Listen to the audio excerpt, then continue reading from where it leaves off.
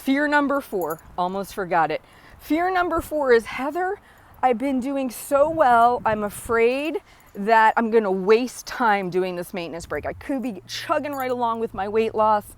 I feel like this is kind of me making the whole process take longer, or I'm wasting my time, or I'm afraid that I'm gonna lose my mojo when it comes to my weight loss.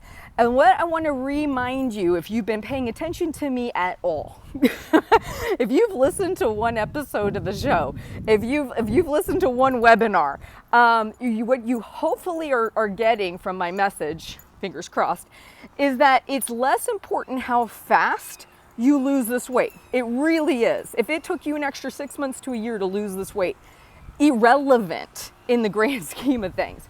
If you can't keep it off.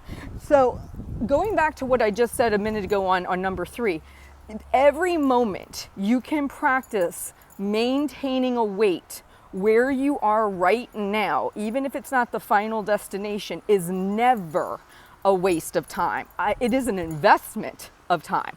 It is a way for you to secure that all this hard work you're putting in right now, losing this weight, is actually going to continue to benefit you for years and decades to come, okay? Because our goal here is not to lose this weight and keep it off for 6 months or a year or two. This is for the rest of your life, okay? So assuming you're 40 years old, I'm just gonna go with that nice round number, and you're hopefully gonna live to be 90-ish, you're looking at 50 years of doing maintenance, okay? So if you take several maintenance breaks in this journey, time well vested. Do not ever think it's a bad use of your time. It's actually the best use of your time. And as a matter of fact, even if you're just starting your weight loss journey, if you weighed 270 pounds, learning how to maintain 270 pounds, great use of your time. Because I guarantee you, the me that weighed 250 at one point wished she had figured that out so she hadn't gotten up to over 300.